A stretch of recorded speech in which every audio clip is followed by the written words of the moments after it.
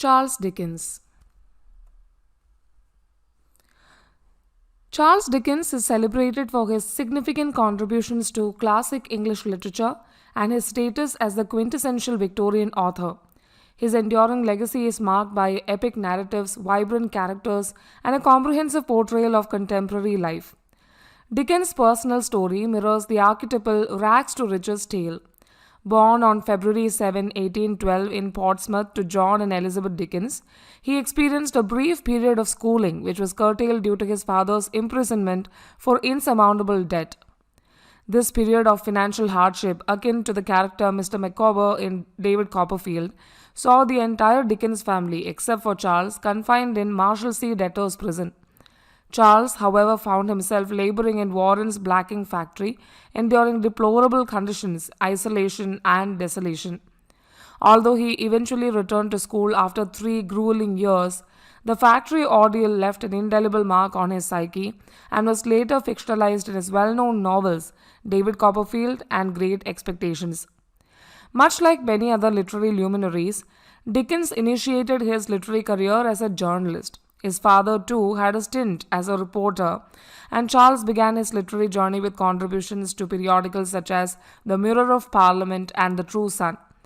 In 1833, he secured a position as a parliamentary journalist for the Morning Chronicle.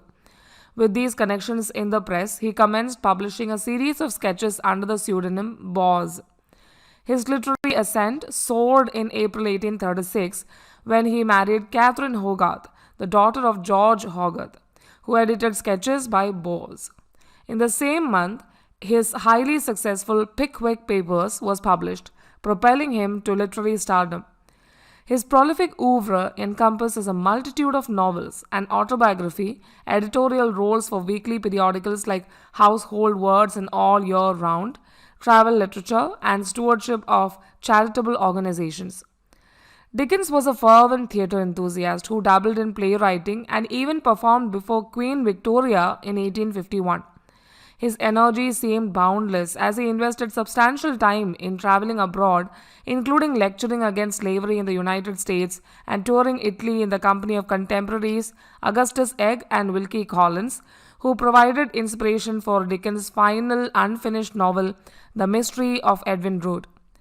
His personal life bore challenges. He separated from his wife in 1858 after having 10 children, but maintained a relationship with his mistress, the actress Ellen Ternan. Dickens passed away due to a stroke in 1870 and was laid to rest in Westminster Abbey. Charles Dickens crafted a formidable literary legacy, including the following celebrated works: The Pickwick Papers, Oliver Twist, Nicholas Nickleby, The Old Curiosity Shop, Barnaby Rudge, A Christmas Carol, Martin Chuzzlewit, Dombey and Son, David Copperfield, Bleak House, Hard Times, Little Dorrit, A Tale of Two Cities, Great Expectations, Our Mutual Friend, and Edwin Drood. Charles Dickens' impact on literature is immeasurable, and he has inspired numerous notable authors such as Salman Rushdie, Amitav Ghosh, Nayantara Sehgal, Geeta Hariharan, Alan Seeley, Ruth Prower, Vikram Seth, Firdoz Khanga, Babsi Sidhwa, Sara Suleri, Sadat Hassan Manto, Kamala Markandeya, and Ardashir Vakil. The Pickwick Papers. The Pickwick Papers, or the posthumous papers of the Pickwick Club, stands as Charles Dickens' debut novel. It first appeared as a serialized work from 1836 to 1837 under the pen name Boz and was later published in book form in 1837. This pioneering fictional endeavor by Dickens began as a commissioned project to accompany caricatures created by artist Robert Seymour. However, Dickens' witty and episodic tales of Samuel Pickwick and his congenial yet somewhat naive associates in the Pickwick Club gained immense popularity on their own, catapulting Dickens into literary stardom. Summary of the work. The Pickwick Papers takes the form of a series of loosely connected adventures initially crafted for serialization in a periodical. The story unfolds during 1827 to 28, although some apparent anachronisms have been observed by critics. Notably, Dickens satirizes the case of George Norton suing Lord Melbourne in 1836. The novel's character, Samuel Pickwick, an amiable and affluent elderly gentleman, serves as the founder and perpetual president of the Pickwick Club.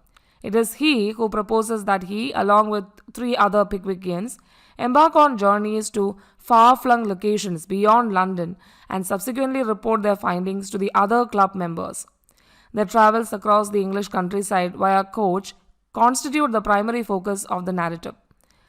The tale takes an intriguing turn when a romantic misunderstanding involving Pickwick and his landlady, the widow Mrs. Bardell, leads to one of the most renowned legal cases in English literature, Bardell versus Pickwick. This legal entanglement results in their incarceration in the Fleet prison for debt. Pickwick's realization that he can alleviate Mrs. Bardell's suffering by covering her legal expenses, thereby securing his release from prison, forms a crucial juncture in the story. Oliver Twist. Oliver Twist, bearing the subtitle or The Parish Boy's Progress, stands as Charles Dickens' second novel, initially released as a serialized work from 1837 to 39, followed by a 3-volume book publication. The story begins in a workhouse where the orphaned Oliver Twist is born, and it chronicles his challenging life. Sold into apprenticeship with an undertaker, he eventually escapes and embarks on a journey to London, where he encounters the artful Dodger, a member of a gang of youthful pickpockets under the tutelage of the elderly criminal Fagin.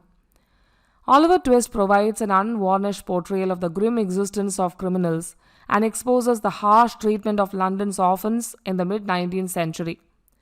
The alternative title, The Parish Boy's Progress, alludes to John Bunyan's The Pilgrim's Progress and the 18th century caricature series by artist William Hogarth, A Rake's Progress and A Harlot's Progress. Summary of the novel. The narrative of Oliver Twist follows the life of its eponymous protagonist. Oliver, who has been an orphan from birth, endures his early years in a crowded child farm or orphanage marked by inadequate food. This institution is located approximately 70 miles from London. One pivotal night, after Oliver dares to ask for a second helping of gruel, he is deemed disobedient and sent to work as an apprentice for an undertaker. Following a series of mistreatments, Oliver escapes and makes his way to London. There he encounters the artful Dodger, who directs him to stay at the residence of an old gentleman known as Fagin, where other boys also reside. Oliver soon discovers that these boys are trained in the art of pickpocketing. While on an outing with Fagin's gang, Oliver is present during the theft of Mr. Brownlow's handkerchief. Distressed and unsure about the situation, Oliver runs away. However, Mr. Brownlow misunderstands Oliver's actions and has him arrested, believing him to be the thief. Upon further investigation, Mr. Brownlow recognizes his mistake and offers to provide care for Oliver. Despite his hope that he has escaped Fagin and the pickpockets, Oliver's knowledge of their criminal activities leads them to seek him out. Nancy, a prostitute and the lover of one of Fagin's associates, Bill Sykes, is tasked with retrieving Oliver and returning him to Fagin. She successfully accomplishes this, and Oliver is once again under their influence.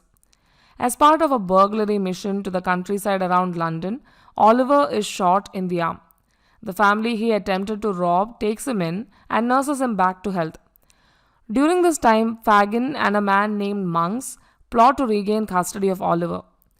During a trip to London with her family, Rose Maylie meets with Mr. Brownlow and Nancy, who has escaped from Sykes, to reveal the plans devised by Monks and Fagin to regain control over Oliver. Nancy describes Monks and informs them of the time when he might be captured. Tragically, news of Nancy's betrayal reaches Sykes, who brutally murders her. Sykes, in a state of panic, accidentally hangs himself. The Maylies reunite Oliver with Mr. Brownlow, who compels Monks to reveal the truth. It is disclosed that Monks is Oliver's half-brother and that Oliver is entitled to a substantial inheritance. He receives his rightful share. Fagin meets his end on the gallows, and the Maylies, Oliver, and Mr. Brownlow relocate to the countryside to live out the rest of their days together. Nicholas Nickleby. Nicholas Nickleby, with its full title being The Life and Adventures of Nicholas Nickleby, containing a faithful account of the fortunes, misfortunes, uprisings, downfallings, and complete career of Nickleby family, is a novel authored by Charles Dickens and originally published in serialized form from 1838 to 1839. It marked Dickens' third novel. The narrative is centered around the life and adventures of Nicholas Nickleby, a young man who finds himself responsible for supporting his mother and sister following his father's death. Summary of the novel. The story of Nicholas Nickleby unfolds as Nicholas Nickleby, seeking to provide for his mother and sister in the wake of his father's passing, approaches his uncle, Ralph Nickleby, for assistance. Ralph, harboring no affection for his late brother's family, pretends to help Nicholas secure a position as an assistant master at the Dotheboys Hall School in Yorkshire, which is run by the unscrupulous Wackford Squeers. Nicholas quickly becomes appalled by Squeers' cruel treatment of his young charges and decides to leave. In doing so, he not only escapes but also metes out a sound thrashing to Squeers and liberates Smike, a student subjected to years of mistreatment. Nicholas and Smike eventually take up residence with Newman Knox, Ralph Nickleby's clerk in London, and later embark on a journey to Portsmouth. There they join Vincent Crummel's touring stage company. In the midst of their theatrical pursuits, Nicholas receives word about his sister Kate suffering under the oppressive care of his uncle. In response, Nicholas and Smike return to London. Nicholas secures employment with the benevolent Cherubile brothers and plays a pivotal role in rescuing Madeline Bray from the sinister designs of his uncle and Arthur Gride. Tragically, Smike succumbs to the physical and emotional torment he endured during his time at Square School, and a revelation follows that he was Ralph Nickleby's son. Meanwhile, Ralph faces financial ruin and takes his own life. Squeers is convicted and sentenced to transportation, resulting in the dissolution of his school. The narrative culminates with Nicholas's marriage to Madeline Bray, marking a turn of fortunes and the resolution of numerous intertwined storylines. The Old Curiosity Shop. Published as part of Charles Dickens's weekly serial Master Humphrey's Clock from 1840 to 1841, The Old Curiosity Shop is one of two novels, the other being Barnaby Rudge, accompanied by short stories. Its immense popularity was evident when New York readers eagerly stormed the wharf as the ship bearing the final installment arrived in 1841. Subsequently, The Old Curiosity Shop was published in book form in 1841. The novel's narrative centers around the lives of Nell Trent and her grandfather who reside in the Old Curiosity Shop in London. Summary of the novel. The Old Curiosity Shop unfolds the story of Nell Trent, a young girl of remarkable beauty and virtue, though she is not quite 14. Nell, an orphan, lives with her grandfather, whose name remains undisclosed, in their shop filled with various oddments and curiosities. Her grandfather, who deeply loves her, strives to provide Nell with a secure inheritance, all while keeping secret his nocturnal gambling habits. Tragically, he falls into heavy debt, primarily owed to the malevolent moneylender Daniel Quilp, a malicious hunchbacked dwarf. As he gambles away their meager resources, Quilp seizes the opportunity to seize the shop and expel Nell and her grandfather. The old man's subsequent mental breakdown leaves him bereft of his faculties, prompting Nell to embark with him to the English Midlands to live a life as beggars. Meanwhile, Nell's wastrel older brother Frederick, convinced that their grandfather has accumulated a substantial fortune for Nell, conspires with the affable but easily influenced Dick Swiveller to locate Nell and wed her, with plans to share her presumed wealth. This unholy alliance seeks the aid of Quilp, who knows full well that no fortune exists but delights in assisting them to revel in the suffering it will inflict. As Quilp initiates his pursuit of Nell, the fugitives remain elusive. Dick Swiveller, under Quilp's watchful eye, becomes a clerk for Quilp's attorney, Mr. Brass. Here he befriends the maltreated maid-servant fondly dubbed the Marchioness. Nell's journey, fraught with encounters with both malevolent and compassionate individuals, eventually leads her to bring her grandfather to safety in a distant village identified as Tong, Shropshire. This, however, takes a toll on Nell's health. In parallel, Kit, who lost his job at the Curiosity Shop, secures new employment with the benevolent Mr. and Mrs. Garland. There he is contacted by a mysterious single gentleman seeking information about Nell and her grandfather.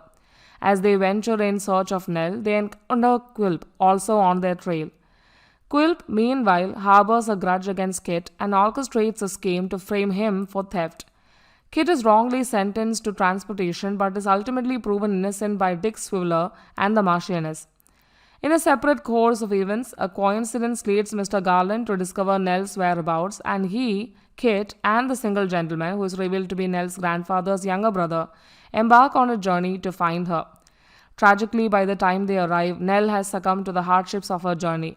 Her grandfather, already plagued by mental instability, refuses to accept her death, visiting her grave daily in anticipation of her return until a few months later when he himself passes away. A Christmas Carol. Originally published in 1843, A Christmas Carol, also known as A Christmas Carol in Prose, being a ghost story of Christmas, stands as one of Charles Dickens' most enduring and beloved Christmas stories, making it a quintessential piece of modern holiday literature. The novel is organized into 5 distinct chapters referred to as staves. Stave 1. The story commences on a bleak and frigid Christmas Eve in London, 7 years following the demise of Ebenezer Scrooge's business partner, Jacob Marley. Scrooge, an elderly miser, despises Christmas and dismisses an invitation to a Christmas dinner from his nephew, Fred, who is the son of Scrooge's late sister, Fan. Additionally, Scrooge callously rejects 2 men seeking charitable donations to provide sustenance and warmth for the impoverished. He reluctantly grants his overworked and underpaid clerk, Bob Cratchit, a single day off on Christmas with wages, a grudging nod to societal conventions. On that very night, Scrooge receives an unexpected visit from Marley's ghost. Marley, now shackled by ponderous chains made of money boxes and forged during a lifetime of greed and selfishness, warns Scrooge. He conveys that Scrooge will encounter 3 spirits that night, offering him a chance to alter his fate or endure an even more grievous fate than Marley's own. Stave 2. The first spirit, known as the Ghost of Christmas Past, escorts Scrooge to various scenes from his boyhood, evoking memories of a more innocent time. These reminiscences unveil Scrooge's solitary childhood at boarding school, his affectionate relationship with his beloved sister Fan, and a Christmas celebration hosted by his former employer Mr. Fezziwig, who treated him like a son. Scrooge is further shown his estrangement from his former fiancée, Belle, who parted ways with him upon realizing that his love for wealth surpassed his love for her. The spirit eventually reveals Belle leading a content life with her own family distant from Scrooge. This distressing portrayal prompts Scrooge to demand that the spirit remove him from his past recollection. Stave 3. The second spirit, known as the Ghost of Christmas Present, transports Scrooge to a bustling market filled with people purchasing provisions for their Christmas dinners. Subsequently, the spirit takes him to the joyful Christmas feast at Bob Cratchit's home, where he meets Tiny Tim, the youngest son, a cheerful boy despite his severe illness. Scrooge learns that Tiny Tim's fate hangs in the balance and the child's life could be saved if circumstances change. The spirit then guides Scrooge to celebrations of Christmas in various settings, including a miner's cottage, a lighthouse, and a ship at sea. Their journey concludes with a visit to Fred's Christmas party. Before departing, the spirit introduces Scrooge to 2 wretched, undernourished children named Ignorance and Want, cautioning Scrooge to be wary of their plight. Stave 4. The third spirit, known as the Ghost of Christmas Yet to Come, provides Scrooge with a glimpse of a future Christmas day. In this future, the ghost conveys a scene involving the death of a despised man whose funeral attendance is limited to local businessmen solely because of the provided lunch. Dishearteningly, the man's charwoman, laundress, and the local undertaker pilfer his possessions to sell. When Scrooge beseeches the spirit to reveal any sorrow related to the man's death, the only solace he experiences is from a modest couple who rejoice at the prospect of having more time to settle their financial affairs following his demise. Subsequently, the spirit grants Scrooge the sorrowful vision of Bob Cratchit and his family grieving the death of Tiny Tim. To further deepen his remorse, the spirit guides him to a neglected grave bearing Scrooge's own name, leaving him in a state of tearful contrition. Stave 5. Scrooge awakens on Christmas morning as a profoundly transformed man. He makes a substantial charitable contribution to the organization he spawned the day before, anonymously sends a sizable turkey to the Cratchit household for their Christmas feast, and spends the afternoon with his nephew Fred's family in joyful celebration. The following day, he raises Bob Cratchit's salary and assumes a paternal role towards Tiny Tim. From that moment on, Scrooge radiates kindness, benevolence, and compassion, fully embodying the spirit of Christmas. Martin Chuzzlewit. Published between 1842 and 1844, the life and adventures of Martin Chuzzlewit, commonly known as Martin Chuzzlewit, represents Charles Dickens' last foray into picaresque novels. Despite Dickens' belief that it was his best work at the time, the novel did not achieve the same popularity as some of his previous works when it was first published in monthly installments. Summary of the novel. Chuzzlewit's family situation. The elder Martin Chuzzlewit, an embittered man, views money as a family curse due to its historical role in corrupting and causing conflicts among the Chuzzlewit clan. Martin has a fondness for his grandson Martin and cares for a ward named Mary Graham, who later becomes his caretaker. A romance blossoms between Martin and Mary, which contravenes the elder Mr. Chuzzlewit's wishes. Refusing to renounce his feelings for Mary, young Martin is cast out by his grandfather. Martin joins Mr. Pecksniff. Martin stumbles upon an advertisement by Mr. Pecksniff, an architect seeking students. Martin, unaware that they are distantly related, decides to study with Mr. Pecksniff. Unbeknownst to Martin, Mr. Pecksniff is a duplicitous, avaricious architect who never genuinely designs anything and likely appropriates his students' designs as his own. Mr. Pecksniff, motivated by the prospect of gaining proximity to Mr. Chuzzlewit's fortune, becomes Martin's mentor. This partnership exposes Martin to Mr. Pecksniff's two daughters, Miss Mercy and Charity. Mr. Pecksniff, who barely shows consideration for his student Tom Pinch, is ironically idolized by Tom. Elder Mr. Chuzzlewit falls under Pecksniff's influence. The elder Mr. Chuzzlewit, under the increasing influence of Mr. Pecksniff, even moves in with the architect, alienating Martin. Martin's uncle, Anthony Chuzzlewit, falls ill and ultimately dies, leaving his son, Jonas, as the sole heir to the Chuzzlewit estate. Jonas eventually proposes to Mercy, the youngest of Mr. Pecksniff's daughters, rather than the expected Charity. Jonas, seizing the opportunity, demands an additional £1,000 in addition to the promised £4,000 for Mercy. Martin forms a profound friendship with Mark Tapley and they decide to embark on a journey to America. They travel in steerage due to their limited funds. In America, they fall prey to a land con and nearly die in the disease-stricken settlement of Eden. This harrowing experience transforms both men. Upon returning to England, Martin attempts to seek forgiveness from his grandfather, only to find him under Mr. Pecksniff's sway, unresponsive to his appeals. Jonas becomes embroiled in a scheme led by Mr. Tigg, a friend of Chevy Slime, another Chuzzlewit relative. Mr. Slime eventually becomes enmeshed in this intricate plot. Blackmailed by Mr. Tigg, Jonas is compelled to participate in the scheme. Later, he commits murder to silence Mr. Tigg. In response to Jonas's erratic behavior, the elder Mr. Chuzzlewit, Martin, Mark, and John Westlock confront him. It is revealed that Jonas poisoned his father, leading to his arrest and eventual suicide. Resolution. The elder Mr. Chuzzlewit reveals that he had been testing Mr. Pecksniff all along. As Mr. Pecksniff failed the test, Martin and his grandfather are reunited. Martin marries Mary with his grandfather's blessing. Mr. Pecksniff is left penniless and miserable, though his hypocrisy remains intact. John and Tom's future. John and Tom's sister, Ruth, become engaged and invite Tom to live with them as a family. Charity, Mr. Pecksniff's daughter, is jilted once more on her wedding day. The novel concludes with Tom, the organist, observing Mary and Martin's child playing while he plays the organ. Dombey and Son. Dombey and Son is a novel by Charles Dickens published between 1846 and 1848 in monthly installments, later released as a book in 1848. This novel represents a pivotal point in Dickens's career, marked by meticulous planning and more mature narrative development compared to his earlier serialized works. The story revolves around the central character Mr. Dombey, a wealthy shipping merchant. His life takes a tragic turn when his wife dies during childbirth, delivering their long-awaited son and heir, Paul. Neglecting his elder daughter Florence due to her gender, Mr. Dombey's high hopes are shattered when Paul's health deteriorates at boarding school, leading to his untimely death. Florence finds solace in her grief through her connection with Walter Gay, an employee of her father. Resentful of the bond between Florence and Walter, Mr. Dombey sends Walter to the West Indies, where he is believed to be lost after a shipwreck. In the wake of these events, Mr. Dombey marries Edith Granger, a proud widow of modest means who later elopes with Mr. Dombey's trusted assistant.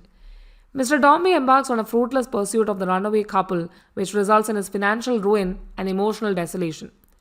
Meanwhile, Walter Gay returns from the West Indies, sharing the story of his rescue by a China clipper. He proposes marriage to Florence, and they set out on a journey to the east. A few years later, they return with a baby son named Paul. During this period, Mr. Dombey finds himself on the verge of suicide due to his personal and financial losses.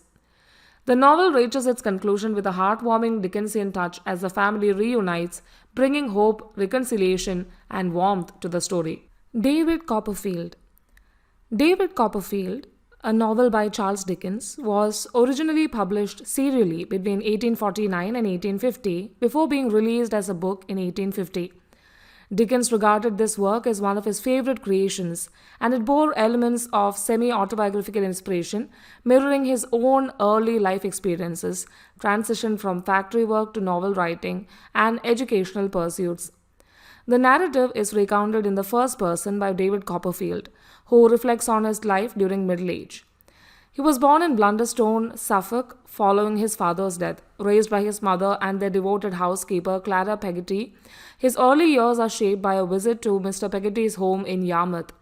The Peggotty household includes Mr. Peggotty himself and his orphan nephew and niece, Ham and Emily. However, a significant change occurs when David's mother marries the harsh and controlling Mr. Edward Murdstone, accompanied by his sister who takes control of the household.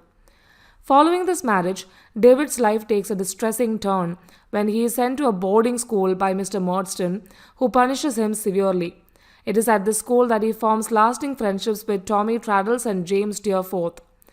Tragedy strikes when David's mother passes away shortly after giving birth to a son who does not survive. Subsequently, Clara Peggotty is dismissed and she weds a wagon driver named Barkis. Young David is not allowed to return to school and is sent to work at Murdstone's London wine bottling factory at the age of 10. He lodges with Mr. and Mrs. Micawber, a benevolent but financially unstable couple. The Micawbers often face financial crisis. Eventually, Mr. Micawber is imprisoned for debt, and David escapes to Dover to find his great aunt, Miss Betsy Trotwood, who takes him in. Miss Betsy arranges for David to attend school under Dr. Strong's supervision and reside with Mr. Wickfield, his business manager, and Mr. Wickfield's daughter, Agnes. David encounters Uriah Heep, a peculiar and off-putting teenage clerk. Upon completing his education, he visits Peggotty and then pursues a career as a proctor working in Spenlow and Jorkin's London office. He remains friends with James Steerforth to the disapproval of Agnes Wickfield. He also falls in love with Dora, the childlike daughter of Mr. Spenlow. David discovers that Tommy Traddles boards with Mr. and Mrs. Micawber. Upon learning of Barkis's imminent death, David returns to Yarmouth. After Barkis's funeral, Emily runs away with Steerforth and Mr. Peggotty vows to find her. David marries Dora and enters a partnership with Dr. Strong as a secretary. He also begins reporting on parliamentary debates and delves into fiction writing. Uriah Heep employs Mr. Micawber, leading to a significant confrontation that uncovers Heep's fraudulent activities and complicity in Miss Betsy's financial downfall. Plans are devised for Mr. and Mrs. Micawber to join Mr. Peggotty and Emily in their immigration to Australia. Prior to their departure, David goes to Yarmouth to deliver a letter from Emily to Ham. Tragedy strikes when a storm erupts, causing shipwrecks and the death of Ham, who attempts to save the last survivors from a sinking ship. Among the casualties is James Steerforth. David subsequently spends 3 years traveling in continental Europe and upon returning marries Agnes. Hard Times. Hard Times, penned by Charles Dickens, was initially published in serial form in Household Words from April to August 1854 and later released as a complete book in the same year. The novel serves as a scathing critique of industrialization and its dehumanizing consequences on laborers and communities in mid-19th century England.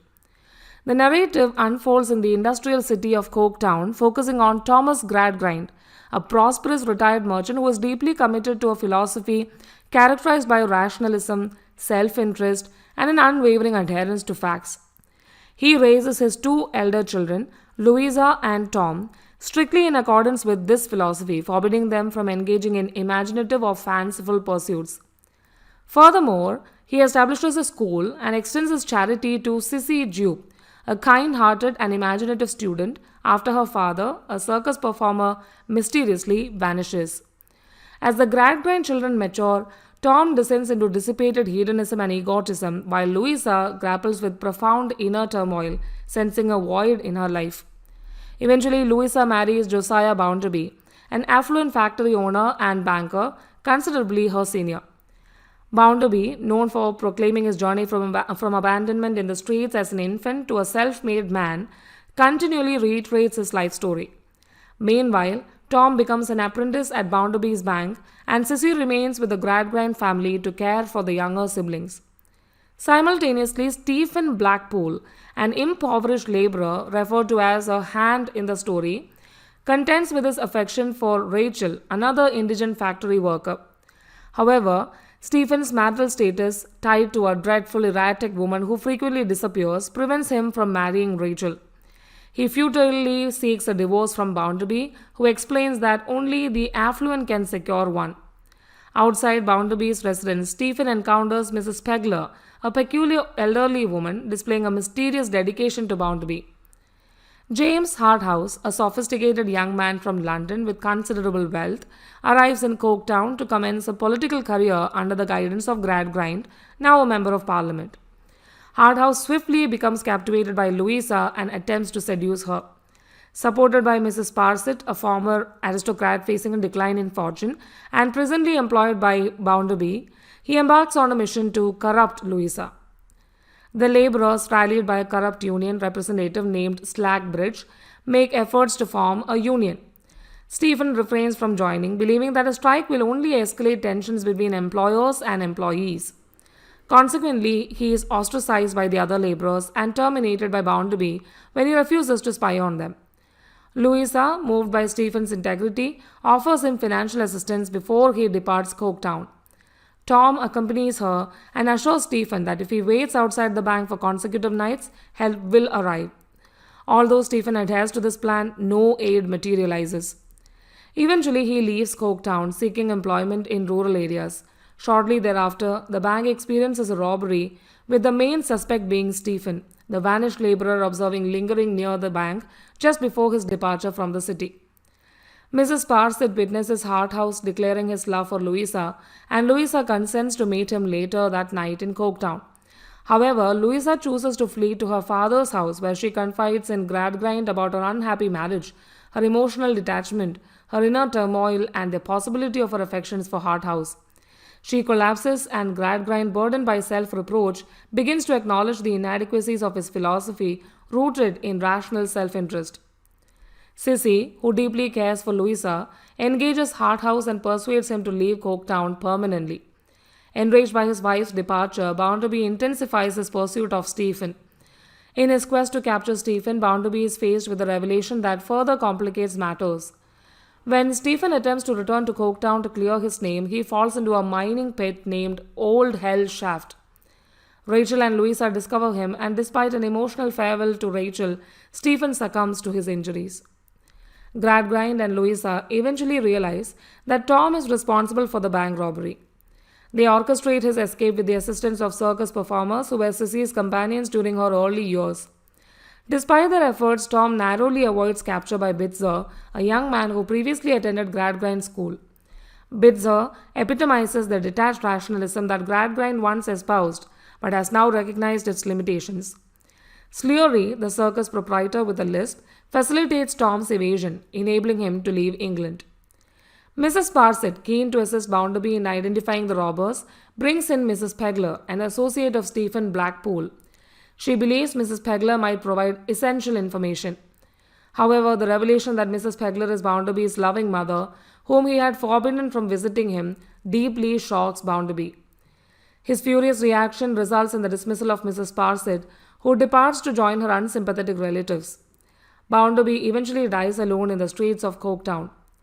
Gradgrind abandons his philosophy of unadulterated fact and commits his political influence to alleviating the plight of the underprivileged. Tom, recognizing his misdeeds, dies without reuniting with his family. Although Sissy marries and raises a loving family, Louisa remains unmarried and childless. However, she is cherished by Sissy's family and at last comprehends the importance of empathy for her fellow human beings. A Tale of Two Cities. A Tale of Two Cities, a novel by Charles Dickens, made its debut as a serial before being published in book form in 1859. Set against the tumultuous backdrop of the late 18th century during the French Revolution, the novel intertwines the destinies of its characters in both London and Paris. While Dickens drew inspiration from Thomas Carlyle's historical work, The French Revolution, for this sprawling narrative, it prioritizes drama over historical precision, with striking depictions of large scale mob violence that, while vivid, provide a somewhat superficial understanding of the era. The genesis of the novel can be traced back to Dickens's involvement in a play titled The Frozen Deep, in which he performed. During this time, he came across a play called The Dead Heart by Watts Phillips, which not only shared the historical setting, but also the basic storyline and climax that Dickens would later adapt for A Tale of Two Cities. Interestingly, this led to accusations of plagiarism, as the play was produced while the novel was being serialized in all the year round. In crafting his narrative, Dickens drew from a variety of sources to capture the atmosphere and historical context of the French Revolution. These sources include Thomas Carlyle's French Revolution: A History for its rhetoric and symbolism, Edward Lytton's Zenoni, Matthew Lewis's The Castle Spectre, Arthur Young's Travels in France, Louis Mercier's Tableau de Paris, an account of imprisonment during the Terror by Beaumarchais, and records of the trial of a French spy published in the Annual Register. The novel's intricate plot revolves around the self-sacrifice of Sidney Carton on behalf of his friends Charles Darnay and Lucy Minette. While political events form the backdrop, Dickens employs a distinctly anti-political stance, condemning aristocratic oppression as well as the excesses of the revolution. The character of Madame Defarge is a memorable embodiment of revolutionary zeal, often seen knitting beside the guillotine.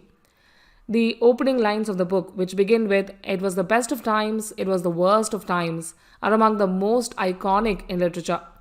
Sidney Carton's final words, in which he reflects on his selfless act, also resonate profoundly. "It is a far, far better thing that I do than I have ever done. It is a far, far better rest that I go to than I have ever known." Great Expectations. Great Expectations, Charles Dickens' 13th novel, and second to be fully narrated in the first person, stands as a coming-of-age tale that follows the journey of an orphan named Pip. This Bildungsroman traces Pip's growth and education.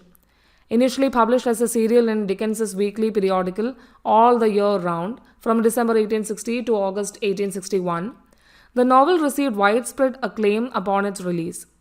Pip, the narrator, shares the story from a vantage point in the future.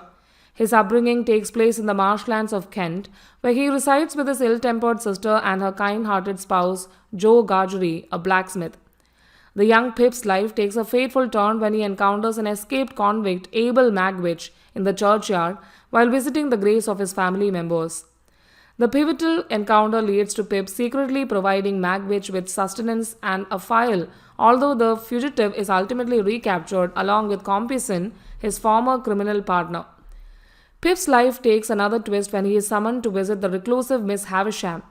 This eccentric woman has been haunted for years by her lover's abandonment on their wedding day.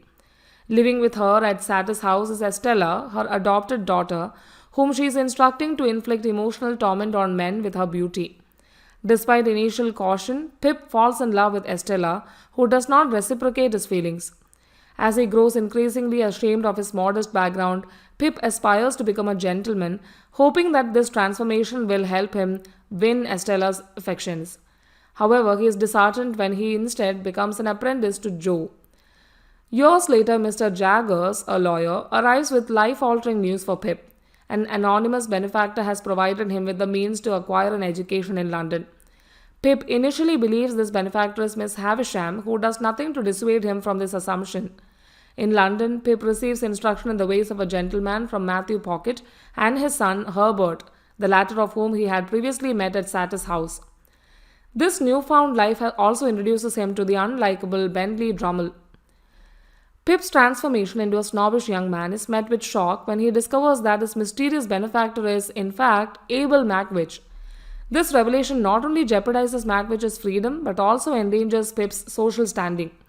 Pip confides in Herbert and concludes that they must leave England.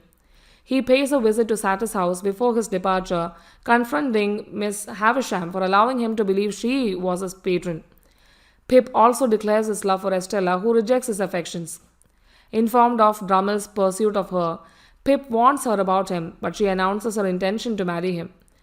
Pip embarks on a series of startling discoveries, including the revelation that Magwitch is Estella's father and that Compeyson was Miss Havisham's former lover. Despite his initial repulsion, Pip grows close to Magwitch, respecting his unassuming integrity. As Pip and Magwitch attempt to escape England via a boat, they are pursued by the police and Compeyson. A violent struggle unfolds in the Thames, leading to Magwitch's survival and Compeyson's drowning. The injured Magwitch is arrested, tried, and dies while awaiting execution. Meanwhile, a desolate Pip faces his own arrest due to mounting debts. However, his deteriorating health spares him from incarceration. Joe arrives to nurse Pip back to health and relays the news of Miss Havisham's passing. Pip's brother-in-law takes the extraordinary step of settling all of Pip's debts. Pip later accepts a job opportunity at Herbert's firm's branch in Cairo, where he leads a simple yet fulfilling life. More than a decade later, he returns to England and visits the site where Satis house once stood. There he encounters Estella, who is now a widow. They live hand in hand with the belief that they will never part again.